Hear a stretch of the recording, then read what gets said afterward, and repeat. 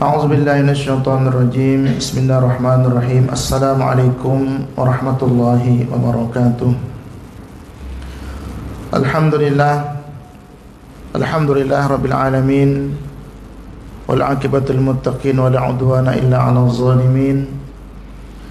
Asyhadu an la ilaha illallah wahdahu la syarika lah. Wa asyhadu anna sayyidana wa nabiyyana Muhammadan abduhu wa rasuluh. Allahumma salli wa sallim wa barik ala sayyidina Muhammad wa ala ali sayyidina Muhammad. Rabbi shrah li sadri wa yassir li amri wahlul 'uqdatam min lisani yafqahu qawli. Allahumma yassir wa la tu'assir, Rabbi yassir wa la tu'assir. Rabbi ya Allah, Rabbi tamim lana bil khair.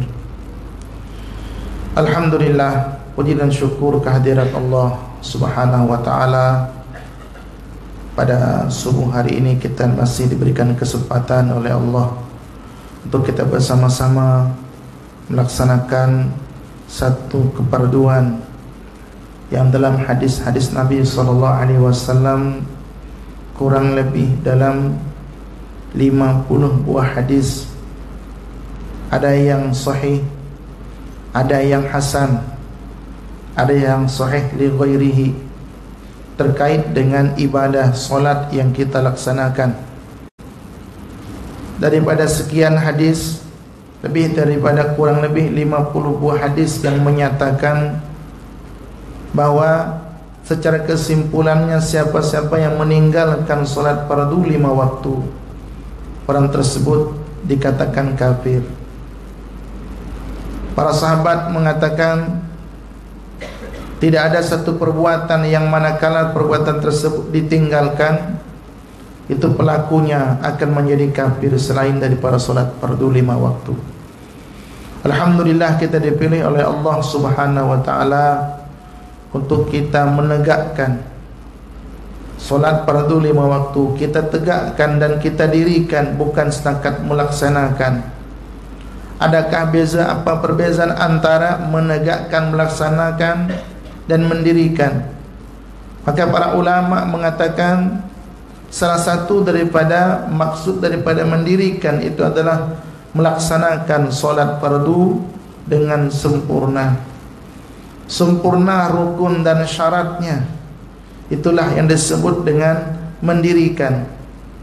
Adapun kalau setakat melaksanakan atau melakukan solat tanpa memperhatikan sah dan tidaknya, rukun dan syaratnya, sempurna ke tak sempurna, janji telah buat, itu adalah hanya melaksanakan.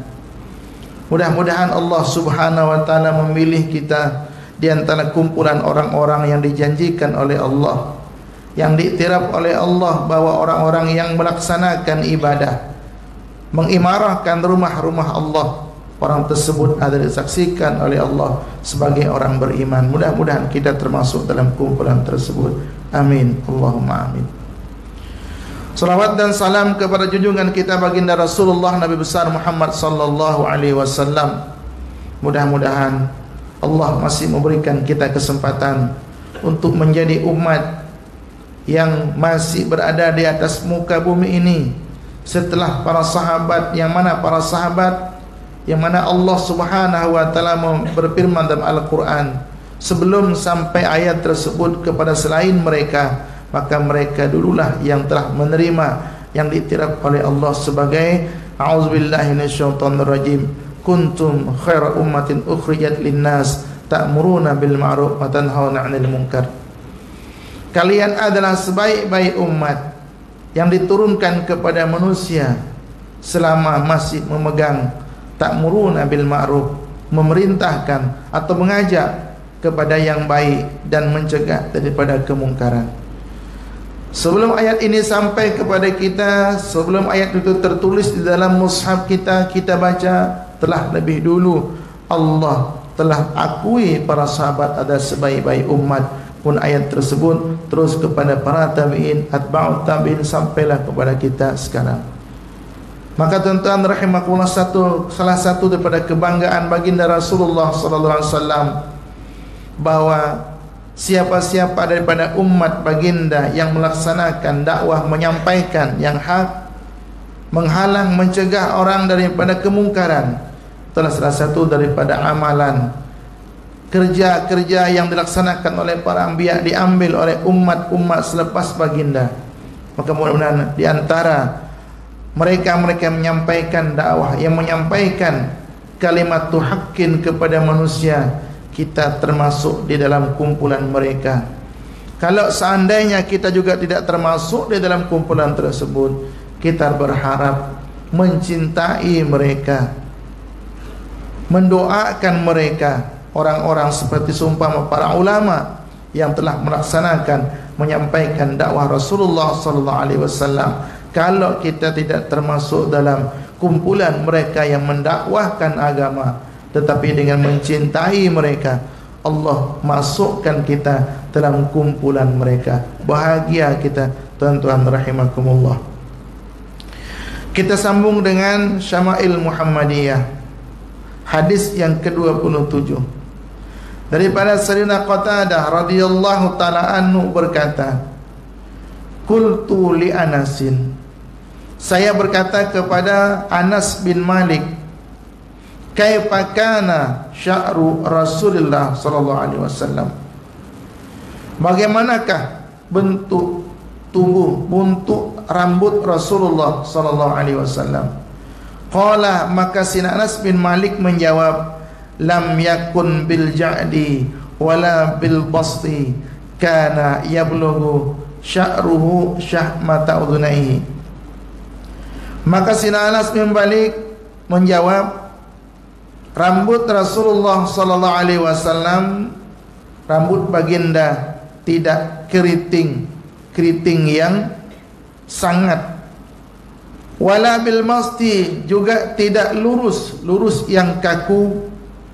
Adalah bentuk style rambut Rasulullah sallallahu alaihi wasallam adalah sampai panjangnya menyentuh kedua-dua cuping telinga baginda yang mulia sallallahu alaihi wasallam. Kalau kita melihat daripada riwayat ini, pertanyaan daripada Sayyidina Qatadah. Sayyidina Qatadah, kena ada Abu Qatadah, itu adalah sahabat Rasulullah sallallahu alaihi wasallam. Nah, di sini Sayyidina Qatadah berkata, apakah beliau tidak pernah memperhatikan rambut Rasulullah sallallahu alaihi wasallam sehingga sampai bertanya kepada Sayyidina Anas bin Malik? Yang pertama, tuan-tuan rahmati Allah Subhanahu wa taala, karena pada saat hidup mereka, tumpuan mereka yang diperhatikan itu adalah apa ajakan, apa arahan baginda Rasulullah sallallahu alaihi wasallam yang terkait dengan perintah-perintah Allah, dan mengetahui apa-apa larangan Allah Subhanahu wa taala. Jadi kalau seandainya Sayyidina Qatadah tidak pernah memperhatikan rambut Rasulullah sehingga untuk mengetahuinya adalah bertanya kepada Sayyidina Anas bin Malik, sebab Sayyidina Anas bin Malik adalah orang yang sentiasa berkhidmat di rumah Rasulullah. Tentu pengenalan beliau terhadap baginda lebih daripada yang lain. Maka di antara para ulama mengatakan keistimewaan para sahabat Nabi yang mana pada masa baginda hidup itu ada sahabat-sahabat yang muda, yang kalau ketika zaman Rasulullah berdakwah masih hidup baginda yang mulia, mereka masih kanak-kanak. Sehingga kanak-kanak, tentu kita tahu kanak-kanak itu tak segan atau kurang segan kepada orang tua, sehingga mereka memperhatikan itu tak sama dengan kita. Kalau kita bertemu atau berjumpa dengan seorang tuan guru, kita segan untuk nak bertanya macam-macam, nak memperhatikan secara detail. Nah, tapi sahabat-sahabat yang muda boleh menggambarkan. Maka itu kebanyakan riwayat-riwayat baginda Rasulullah SAW yang terkait dengan bentuk tubuh fisikal Rasulullah, itu adalah sahabat-sahabat yang muda yang detail menggambarkannya. Sampai bentuk tubuh Rasulullah itu semua mereka dapat menggambarkan. Maka alhamdulillah Allah berikan kepercayaan kepada umat-umat baginda untuk mencatat, untuk menulis hadis-hadis Nabi yang seperti ini. Andai kata kita tak berandai-andai itu sesuatu yang buruk, cuma kita nak perhatikan, kalau tidak ada para sahabat yang merakamkan sedetil ini, kita anggap bentuk tubuh, bentuk panjang rambut sampai ke batas cuping telinga ke, atau sampai ke bahu ke. Kalau kita pikir-pikir, apa maslahatnya dengan kita? Tetapi tuan-tuan yang dirahmati Allah Subhanahu wa taala, para sahabat dalam mencintai Rasulullah sallallahu alaihi wasallam, betul-betul mereka mengambil perhatian. Maka bersyukur kita kepada Allah, kita ada para ulama. Perbezaan kita dengan umat selain kita sekarang, katalah seperti umat Kristian, Yahudi, ataupun dengan bahasa lain Kristian itu Nasrani. Kitab Injil, Bible itu ditulis selepas 600 tahun. 600 tahun kewafatan Sayyidina Isa radhiyallahu ta'ala anhu, Sayyidina Isa alaihissalam. 600 tahun selepas wafatnya Nabiullah Isa, baru ditulis kitab Injil, Bible yang kita sebut sekarang. Sehingga apakah dapat dipastikan riwayat tersebut diriwayatkan daripada orang yang mempunyai authority, kredibel, terpercaya? Tak dapat dipastikan.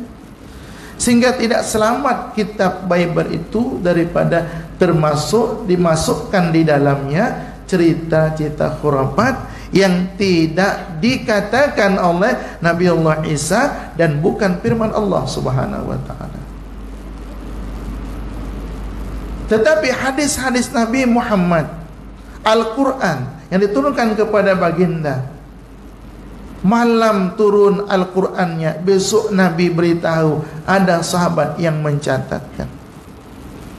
Rekam jejak daripada berita samawi daripada Allah terus ditulis. Maka tuan-tuan rahimakumullah, macam itulah hadis-hadis Nabi sallallahu alaihi wasallam. Patut kita bersyukur. Di antara yang dikatakan bahwa yang mula mengumpulkan, menghimpunkan, arahan untuk mengumpulkan dan menghimpunkan hadis-hadis Nabi itu adalah di zaman Sayyidina Khalifah Amirul Mukminin Umar bin Abdul Aziz. Beliau salah seorang daripada mujaddid. Beliau khalifah, beliau alim, beliau hebat. Beliaulah yang mengarahkan kepada Imam Az-Zuhri untuk mengumpulkan hadis-hadis Nabi yang pada saat itu belum lagi terkumpulkan, belum terbukukan. Karena ketika Sayyidina Umar bin Abdul Aziz, beliau tidak berjumpa dengan sahabat-sahabat yang besar. Bukan beliau tidak termasuk atba'ut tabi'in. Beliau tidak berjumpa dengan para sahabat secara langsung, tetapi beliau berjumpa dengan para ulama. Maka jasa beliau lah, beliau katakan, pergi lihat dimanapun ada hadis-hadis Nabi. Kita ketahui selepas Rasulullah wafat, digantikan oleh Khalifah Sayyidina Abu Bakar As-Siddiq, terus Sayyidina Umar, terus Sayyidina Utsman, terus Sayyidina Ali, dan terus dengan Khalifah selanjutnya. Itu para sahabat itu dah bertebaran ke seluruh penjuru dunia, ke seluruh pelosok dunia. Bahkan dikatakan ketika zaman Sayyidina Utsman ibni Affan, sahabat Nabi pernah sampai ke Aceh. Sedangkan pada masa itu ada para sahabat yang ada ulama-ulama, katakan seperti Sayyidina Umar bin Abdul Aziz, seorang sultan yang tentu tidak bertemu dengan mereka. Maka usaha yang dibuat untuk pergi mencari, menghimpunkan hadis-hadis Nabi. Di mana adanya, di mana para sahabat telah pergi berdakwah, membawa dakwah, seperti sahabat-sahabat kita tabligh. Mereka datang, panggilan dakwah yang mereka bawa, yang mereka pergi meninggalkan jauh. Jadi kalau dikatakan, ada yang mengatakan bahwa kepada ke Nusantara, Nusantara ya termasuk Indonesia, termasuk Malaysia, mungkin termasuk Brunei, Thailand dan seumpamanya, masuk Islam dikatakan abad ke-13. Itu, minta maaf dengan bahasa, kalau zaman Sina Utsman ibni Affan dah ada sahabat yang sampai ke Aceh. Itu berarti abad-abad pertama, abad-abad pertama. Tetapi ada yang dikatakan di sejarah dituliskan bahwa masuknya Islam ke Indonesia itu abad ke-5, bahkan lebih kurang daripada itu. Nah, maksudnya ketika para ulama menghimpunkan hadis, di mana para sahabat telah bertebaran ke pelosok dunia, tentu susah berbanding daripada ketika para sahabat masih berada di Makkah, Madinah. Ada yang pergi ke Yaman, walaupun Yaman tuh kita kira Arab, tapi kan masa itu jauh.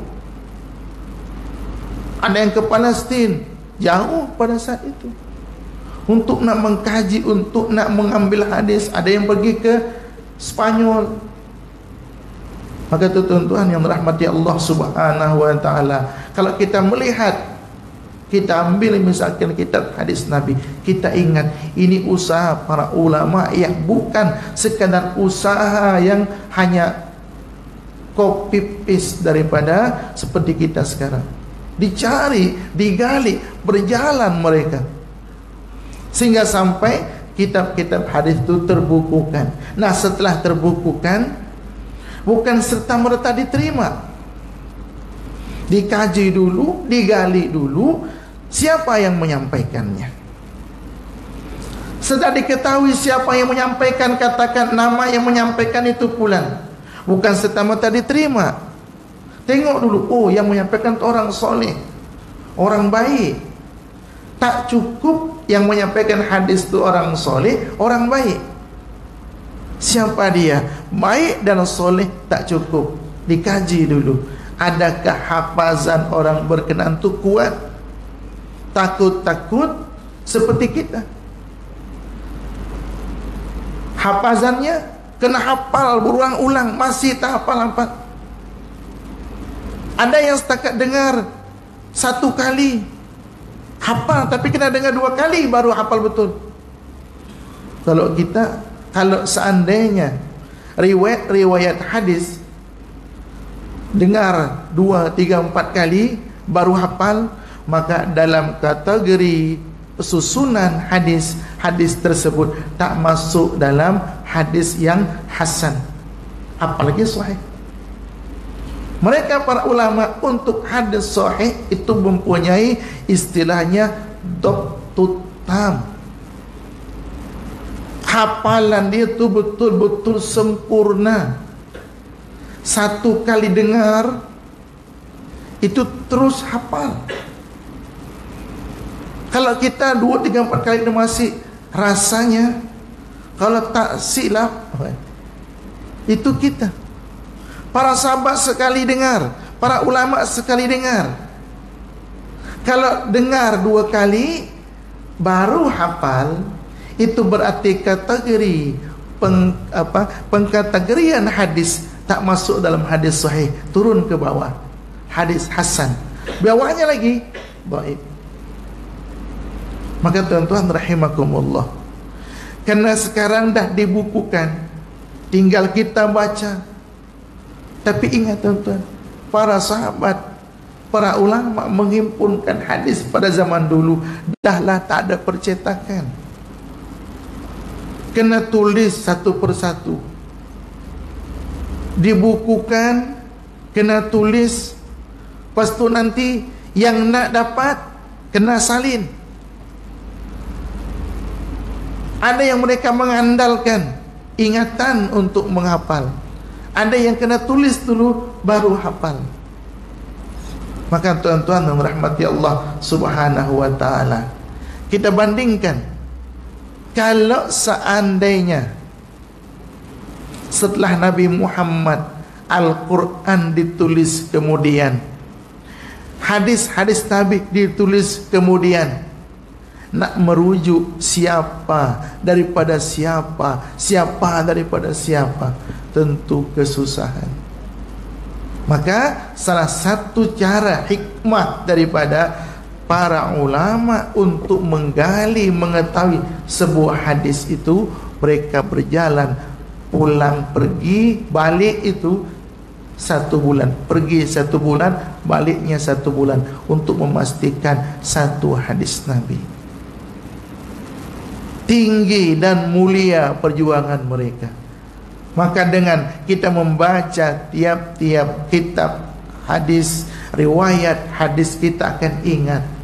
Tidak semudah dengar, waktu sampaikan, ditulis, tidak. Ternyata dengan perjuangan, teman-teman. Setelah diketahui siapa yang meriwayatkannya, kemudian tanya, dari siapa? Oh, dari Fulan. Fulan itu siapa? Bukan hanya soleh, bukan hanya baik, tetapi macam mana hafazan. Hafazan dia, kalau meriwayatkan itu banyak. Kalau tak silap, saya ragu-ragu, hadis akan jatuh. Walaupun hadis itu mungkin benar, tetapi berpengaruh terhadap siapa yang meriwayatkannya, daripada siapa. Setelah sahabat, para tabi'in. Para sahabat tidak diragukan. Tidak ada satupun sahabat, ini akidah Ahlussunnah wal Jamaah, tidak ada satupun sahabat yang dapat dikritik dalam bab periwayatan hadis. Maknanya kalau mereka itu direct diterima, tapi selepas mereka, yaitu murid-murid para sahabat, itu tabi'in, itu tak macam itu. Itu yang kena kenal. Maka kalau tuan-tuan baca, kalau mana ada tahu, beli, paling tidak tabarukan, ambil keberkahan. Koleksi kat rumah tu kitab hadis yang original, yang maknanya betul-betul kitab hadis, yang tak ada terjemahan. Kalimatnya bahasa Arab. Ambil Sahih Bukhari misalkan, Imam Bukhari menyebutkan qala haddatsana fulan an fulan an fulan an fulan. Fulan-fulan tu orang-orang disebutkan oleh Bukhari itu guru-guru beliau. Yang beliau pastikan beliau tu siapa, kealimannya, ketakwaannya, kesolehannya, dan hafazannya. Beliau tak akan tulis dalam hadis beliau, kitab sahih beliau, yang orang berkenaan masih lagi ada yang mengatakan siqah, ada yang mengatakan tidak. Beliau tak akan tulis hadis orang yang ada kil wa qol. Dia akan tulis hadis, akan ambil sanad riwayatnya, ditulis dalam kitab Sahih Bukhari. Itu betul-betul orang tu mempunyai credibility, baru beliau tulis. Dan sebelum beliau tulis, di dalam kitab beliau berjalan ke sana kemari cari dapat satu hadis. Sebelum beliau tulis, beliau akan mandi, kemudian solat 2 rakaat, baru beliau akan tulis. Setiap jumpa hadis beliau akan kaji daripada siapa, siapa daripada siapa, sampai kepada sahabat Nabi daripada Rasulullah. Mesti orang-orang itu betul. Kalau kita ada 10 orang kita mendengar, tapi daripada 10 orang tu satu je yang tak pernah berbohong, yang tak pernah berbohong. Apakah dengan tak pernah berbohong tu hadis terus diterima? Tak. Tengok dulu hafazan macam mana. Kalau hafazan macam kita, Masya Allah, tolak terus. Setelah itu baru beliau mandi. Boleh katakan mandi bersih, solat 2 rakaat, dan beliau tulis. Dan hadis di dalam Sahih Bukhari kurang lebih 7.000 hadis. 7.000 hadis, berarti 7.000 kali mandi dan 7.000 kali solat 2 rakaat. Itu Imam Al-Bukhari. Para ulama-ulama seperti Imam Syafi'i dan Imam mazhab 4 yang lain, dan ulama-ulama ahli hadis, Imam Muslim, Imam Ibnu Majah, Imam An-Nasai, Imam At-Tirmizi, penulis kitab, semua itu mempunyai hafazan seperti itu. Rekaman itu kalah. Rekaman masih boleh kadang-kadang hilang. Kalau hilang dalam rekaman itu, katakan file dia rosak, tak boleh dibetulkan. Tapi mereka, para ulama-ulama yang menulis hadis, yang mempunyai kitab hadis-hadis yang kita baca itu, Masya Allah, Allah berikan kepada mereka betul-betul bersih. Maka mereka tak seperti kita, semua nak didengar, semua nak ditahu. Akhirnya yang baik-baiknya didengar, yang tak baiknya pun kena dengar dan ambil tahu. Hanya ketika yang baik-baik itu didengar, yang tak baik juga didengar, tercampur baur. Dan Allah takdirkan kita kadang-kadang lebih ingat sesuatu yang tidak ada kaitan kena mengena dengan agama. Senang kita ingat. Tetapi yang kait dengan hukum hakam Allah, susah. Bukan apa. Ini contoh kita lah. Kebanyakan ada ustaz-ustaz, kiai tuan guru yang ceramah memang banyak. Misalkan ada lucu tu yang kita ingat. Kan kita pelik kan, oh balik rumah tergelak-gelak, ingat yang lucu, kisah lucu.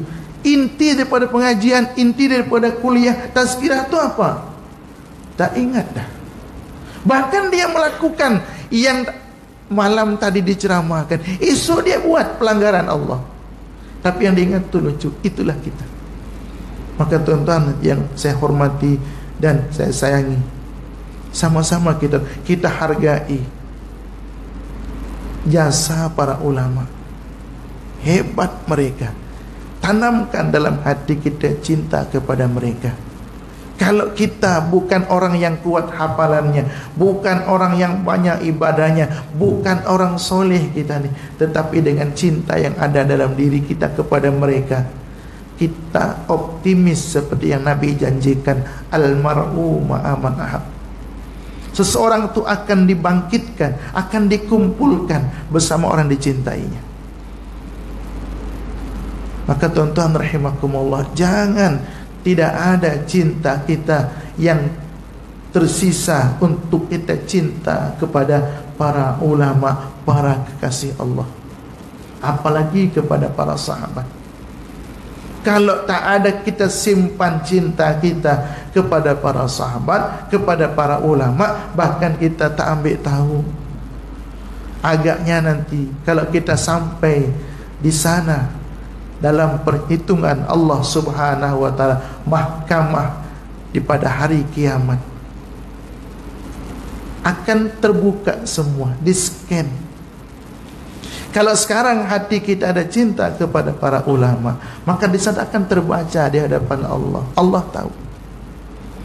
Kan disebutkan dalam hadis, walaupun hadisnya agak bermasalah, ya bermasalah artinya ada yang mengatakan hadisnya hasan, mengatakan hadis dhaif.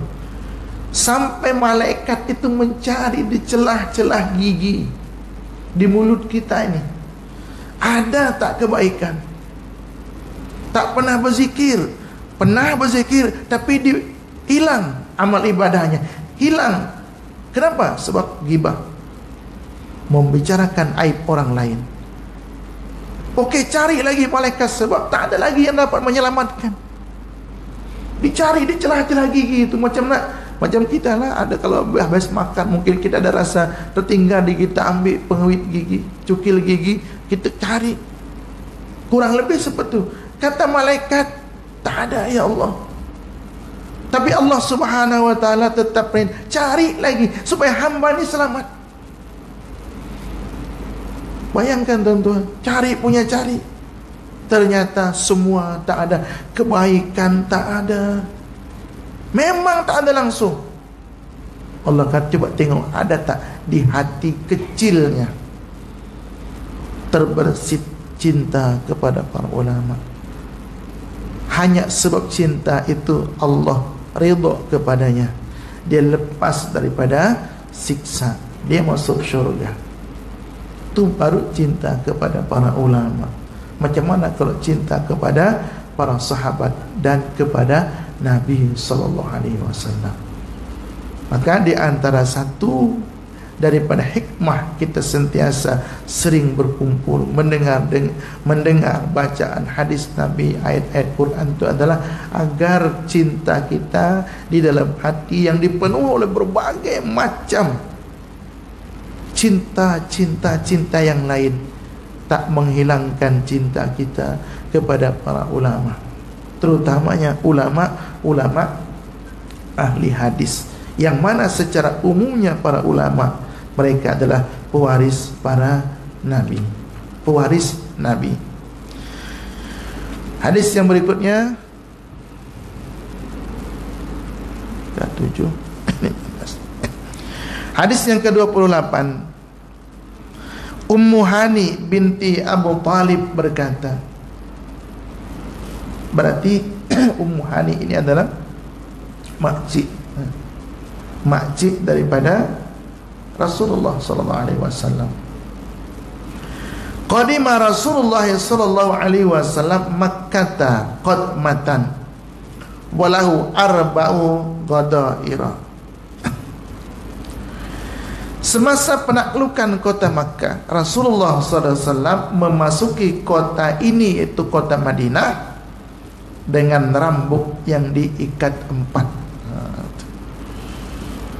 Cuma kita tak dapat menggambarkan apakah rambut baginda seperti yang digambarkan dalam filem-filem, seperti orang yang panjang rambut, hero kebetulan panjang rambut.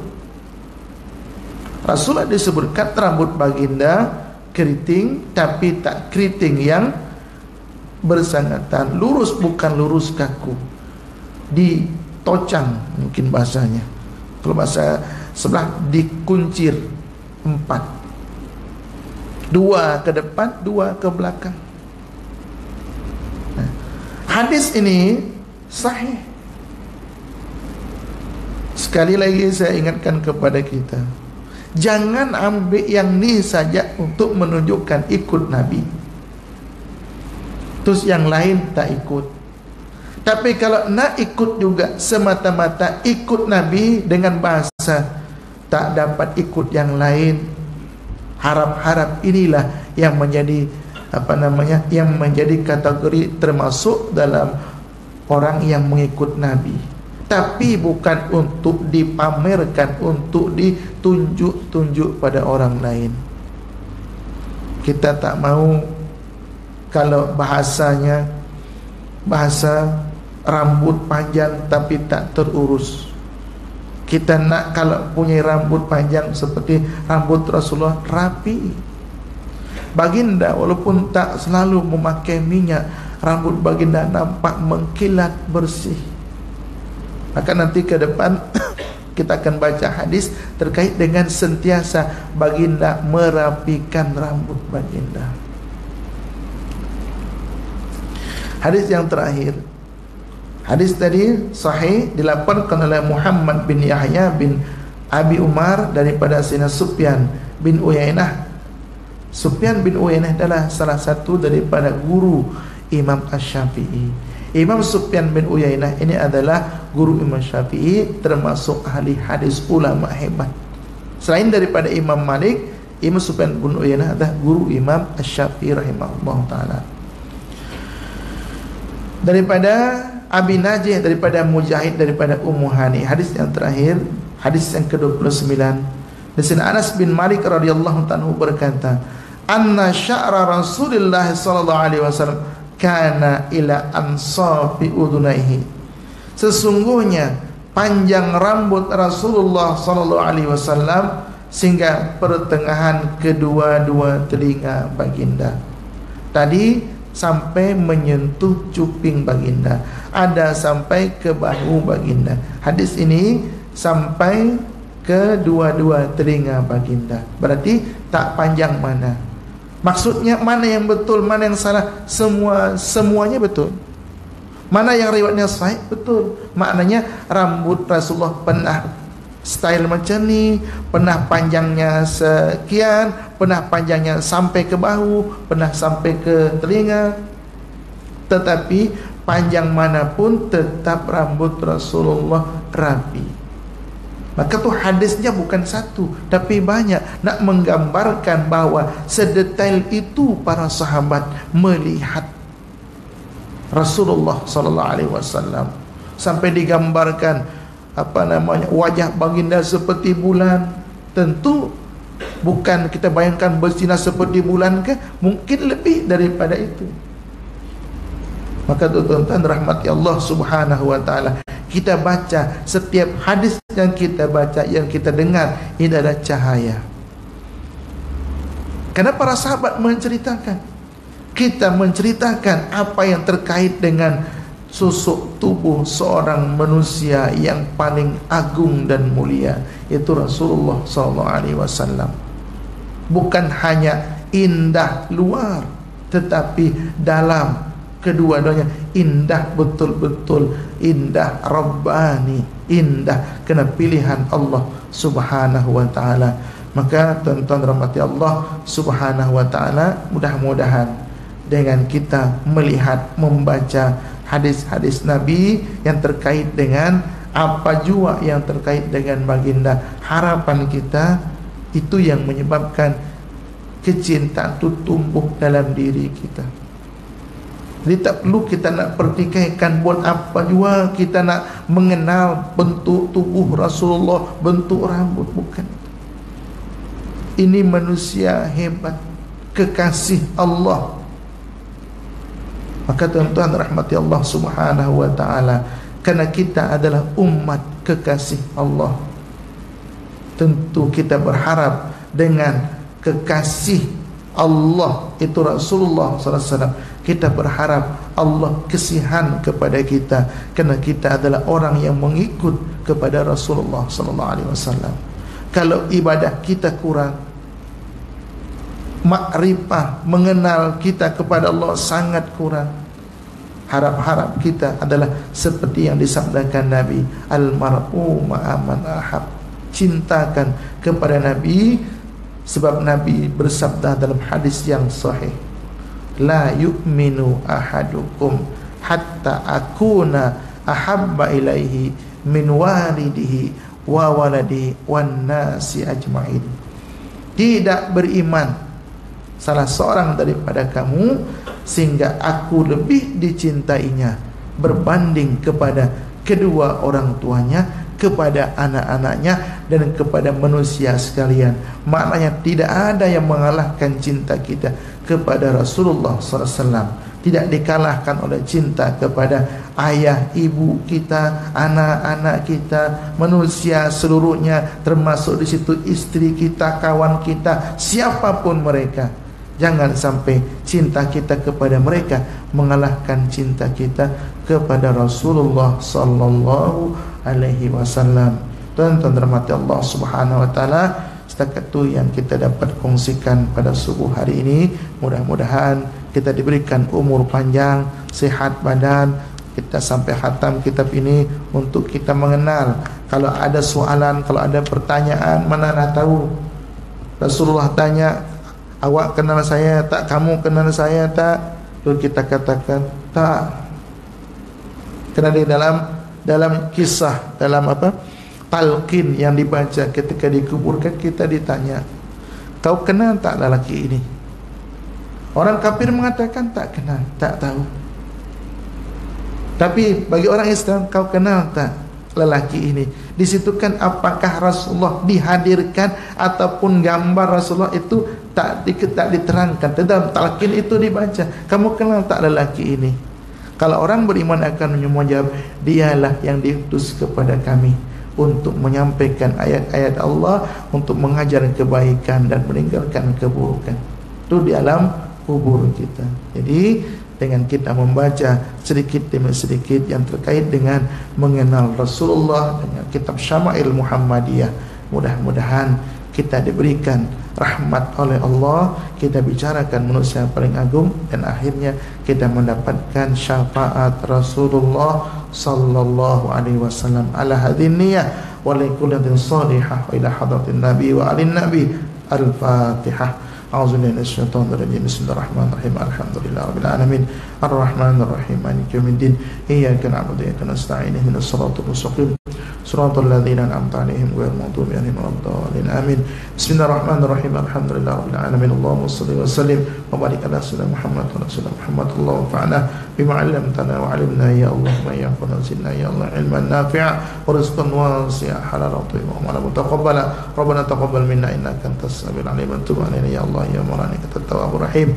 Subhanakallahumma wa bihamdika nashhadu an la ilaha illa anta wa nastaghfiruka wa natubu ilaik. Wa sallallahu ala sayyidina Muhammadin wa alihi wasallam. Amin amin. Alhamdulillahirabbil alamin. Minta ampun, minta maaf atas segala kesilapan kekurangan. Terima kasih atas segala perhatian. Hadanallahu wa iyyakum ajma'in. Billahi taufiq wal hidayah. Wassalamualaikum warahmatullahi wabarakatuh.